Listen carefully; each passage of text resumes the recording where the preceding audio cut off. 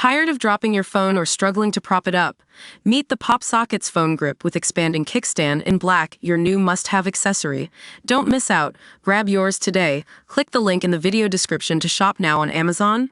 Tom Spotlight is taking a trip down memory lane to revisit Tom Cruise's directorial debut on TV Fallen Angels, an anthology series that aired on Showtime back in 1993.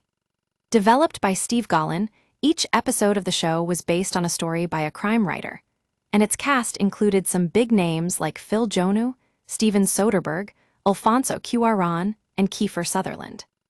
Now, you might be wondering what happened to this promising series. Well, despite having an impressive lineup of directors and actors, Fallen Angels just didn't quite work out.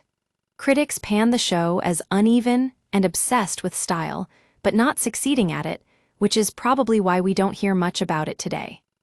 One episode that stood out was directed by none other than Tom Cruise himself, who had just made his directorial debut on TV with an episode titled The Frightening Frammies.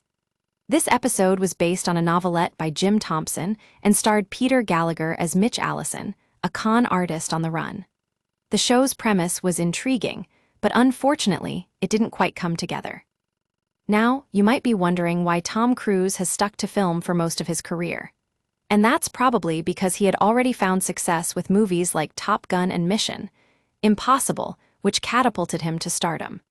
Since then, he's continued to focus on film and hasn't looked back, although we do see him narrating the documentary TV movie Together in 2009.